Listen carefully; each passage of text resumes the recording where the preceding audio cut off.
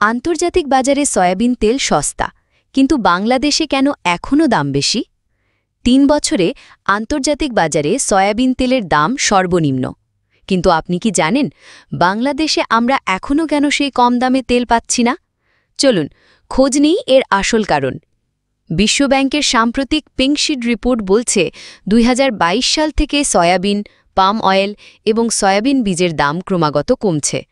২০২২ সালে প্রতি ton soybean পরের গড় দাম ছিল $১,৬৬৭। ২০২৩ সালে তা দাঁড়ায় $১,১১৯, আর ২০২৪ সালে নেমে আসে মাত্র $১,০২২। শুধু সয়াবিন তেল নয়, পাম অয়েলের দামও কমেছে।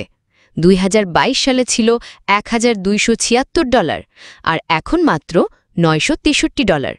জানেন কি, এই বীজ থেকে প্রায় ৪০% পর্যন্ত ভোজ্য তেল পাওয়া যায়।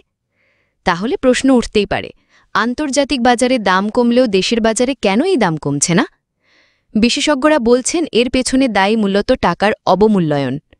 ডলারের বিপরীতে টাকার মান কমে যাওয়ায় আমদানির খরচ বেড়েছে। তার ওপর ব্যাংক থেকে সময়মতো প্রয়োজনীয় সহায়তা না পেলে আমদানিকারকরা আন্তর্জাতিক বাজারের সুফল সময়মতো ভোক্তার কাছে পৌঁছাতে পারছে না। এই পরিস্থিতিতে সবচেয়ে বেশি ক্ষতিগ্রস্ত হচ্ছেন দেশের সাধারণ মানুষ। আন্তর্জাতিক বাজারে দাম কমলেও আমরা এখনও বেশি দামে তেল কিনতে বাধ্য হচ্ছি। এখনই প্রয়োজন যথাযথ নীতি গ্রহণ এবং বাজারে নজরদারি বাড়ানো, যাতে সাধারণ মানুষ এর সঠিক সুফল পায়।